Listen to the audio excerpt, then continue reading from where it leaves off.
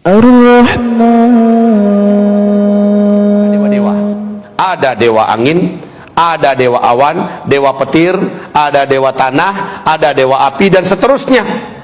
Nah, dari sekian banyak dewa-dewa, satu orang yang dianggap paling senior, paling kuat, paling banyak kemampuannya, diangkat menjadi pemimpin. Pemimpinnya para dewa-dewa ini dalam bahasa Sanskerta disebut dengan Tuhan. Saya bertanya pada Bapak Ibu, apakah Allah itu salah seorang di antara dewa-dewa yang ada? Tidak ya. Lalu kenapa Allah dipanggil Tuhan? Hah? Disinilah Zakir Naik berpesan kepada umat Islam seluruh dunia. Panggillah Allah dengan nama-nama yang telah Allah ajarkan di dalam Al-Quran. Panggillah Allah dengan nama-nama yang Rasulnya telah memanggil Allah dengan nama-nama itu. Bahkan Rasul sendiri berkata, aku memujimu, aku memanggilmu ya Allah dengan nama-nama yang engkau ajarkan kepadaku. Dan Nabi sendiri gak pandai dan gak berani ngarang-ngarang nama sendiri. Sekarang Allah dipanggil, kata Zakir Naik, jangan panggil Allah itu dengan God, jangan panggil Allah itu dengan Lord, jangan panggil Allah itu dengan, kalau bahasa kitanya, Tuhan, Sang Hyang, Dewa. Qul huwallahu, katakan Allah itu ahad, ahadun ahad. Jangan panggil Allah dengan nama-nama yang lain. Sekarang Ustaz, kayaknya sudah sulit untuk merubah di Indonesia ini Ustaz. Bisa ribut pula kita nanti. Saya setuju dengan Bapak Ibu. Kalau berikutnya Allah dipanggil dengan Tuhan, tapi yang dimaksud itu adalah Allah ini bukannya Tuhan dalam bahasa Sanskerta. Ya, oke, kita nggak usah polemik lah di luar sana. Kita nggak usah polemik. Biarkan di kita tafsir yang sudah diterjemahkan ke bahasa Indonesia, Allah itu masih dipanggil dengan beberapa kalimat Tuhan, ya kan? Biarkan. Di buku-buku agama masih ada pemanggilan Allah itu dengan sebutan Tuhan. Biarkan, nggak usah ribut-ribut lah. Cuma bagi kita sudah ada ilmu, adalah lebih beradab kalau dipanggil ya Allah, ya Rabbi, ya Ilahi, ya Rabbi. Begitu lebih indah Pak daripada ya Allah, ya Tuhanku. Bagi yang udah tahu ya, yang belum tahu jangan pula dikatakan kafir kamu. Kamu sudah menganggap Allah itu salah satu di antara dewa. Mana ada dia menganggap kayak gitu? Yang dianggap sebagai Tuhan itu adalah Allahu Ahad. Jadi nggak usah ribut ya Pak ya, nggak usah polemik. Biarkan saja ini bergulir. Tetapi yang sudah yang ngerti, yang udah paham, walillahil asmaul husna fad'uuhu biha wa dharul ladzina yulhiduna fi asma'i. Panggillah Allah dengan asmaul husna, ya Rahman, ya Khaliq, ya Jabbar, ya Aziz, ya Qahar, ya Ghafur. Banyak kan nama-nama Allah, panggil. Tinggalkanlah orang-orang yang menyimpang dalam memanggil-manggil nama Allah Subhanahu wa taala. Taib. La ilaha illa ana. Coba baca ayatnya tadi. Sama-sama dibaca. A'udzubillahi minasyaitonir rajim. Sama-sama. Wa ma arsalna min qablika min rasulin illa nuhi ilaihi annahu la ilaha illa ana fa'buduni.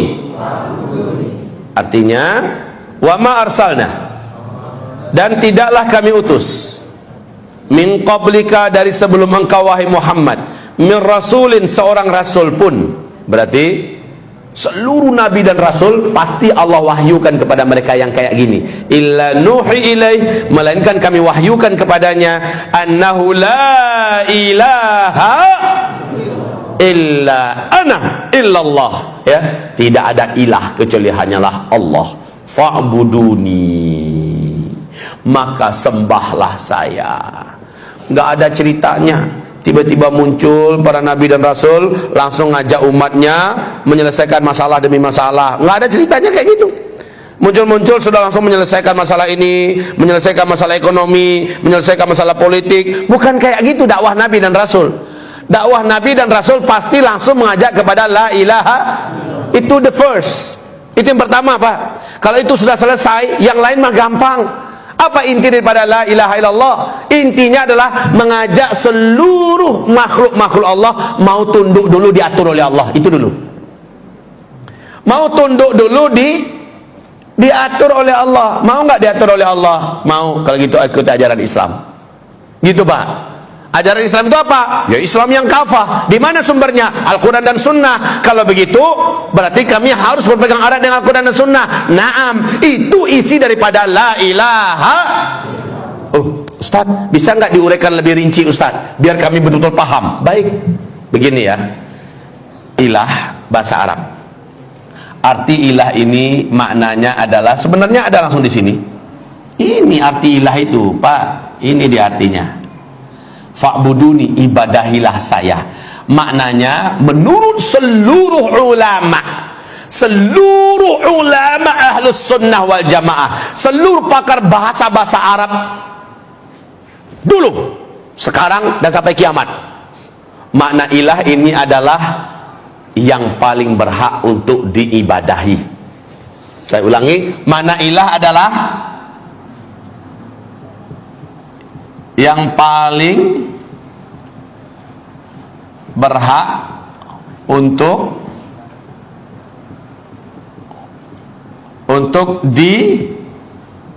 diibadah, diibadahi. Nah sekarang masalahnya, makna ibadah ini apa? Sekali lagi ini bahasa Arab ya. Ini bahasa Arab, bukan bahasa Indonesia. Maka dalam kamus tertebal di dunia, kamus bahasa tertebal di dunia adalah bahasa Arab. Pernah ngeliat belum? Pernah ngeliat belum? Namanya adalah Lisanul Arab. Nama kamusnya Lisanul Arab. Ketebalan kamusnya segini loh. Bener Pak? Itu baru bahasa Arab. Ternyata satu kosakata dalam bahasa Arab itu mengandung sekian macam makna. Seluruh bahasa di muka bumi tidak ada yang sekaya bahasa Arab. Tidak ada yang sekaya bahasa Arab. Maka dengan ini sepakat lagi seluruh ulama ahlus sunnah wal jamaah, seluruh para ahli ilmu tafsir sepakat mengatakan tidak boleh memahami Al-Quran atau mentafsirkan Al-Quran dari tafsir terjemahan. Nggak boleh. Kenapa? Karena seluruh bahasa-bahasa di muka bumi ini miskin. Kalau langsung menerjemahkan secara perkata itu sangat miskin. Ilah ini ada 4 kata dalam agama, dalam Al-Quran. 4 kata. Yang pertama al-ilah. Al-ilah. Yang kedua ar-rab. Ar-rab. Yang ketiga ad-din. Yang keempat al-ibadah. Nah ini ada 4 kata dalam Al-Quran, dalam hadis, dalam Islam, yang kalau keempat kosakata ini tidak dipahami secara lengkap dan utuh, pasti gagal dalam memahami Islam. Kalau dia buka Al-Quran, ternyata dia buka Al-Quran dari Al-Quran terjemahan perkata, pasti gagal Pak memahami isi Al-Quran. Karena makna din pasti dalam Al-Quran diterjemahkan bahasa Indonesia apa? Agama. Padahal makna din itu ada 5 dalam bahasa Arab. Akidah itu keyakinan, ibadah yaitu urusan-urusan penyembahan kepada Allah, kemudian urusan syariah yang berkaitan dengan masalah hukum halal haram sah batal pidana perdata. Ini makna din ya. Kemudian makna din berikutnya adalah pembalasan. Nah, maliki yaumiddin, ya kan? Pembalasan atau hari hisab. Kemudian makna din berikutnya apa lagi? Muamalah. Muamalah, urusan-urusan ekonomi, urusan politik, urusan ada fikihnya, dan itu adalah din. Jadi makna din ini nggak bisa diartikan cuma agama tok, kecuali kalau makna dalam artian 5 hal ini, maka baru boleh dikatakan dengan agama. Taib kaum muslimin, ibadah juga bahasa Arab. Ilah bahasa Arab, Rabb bahasa Arab. Ini diartikan Tuhan, ini diartikan Tuhan. Nggak menggigit Pak. Coba lihat, ini penting nggak nih kira-kira? Minta maaf ya, dipindahin.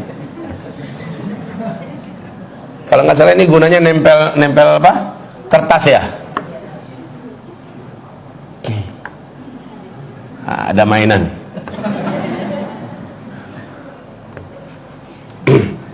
Baik, yang paling berhak untuk diibadahi ibadah. Ini bahasa Arab ya. Ini bahasa Arab. Bapak Ibu, ibadah itu dalam bahasa Arab artinya adalah dua hal. Satu, dua. Apa arti yang pertama dari ibadah? Ibadah artinya yang pertama adalah al-matbu'u bihaqqin, yang paling diikuti ajarannya. Al-matbu'u bihaqqin, yang paling diikuti.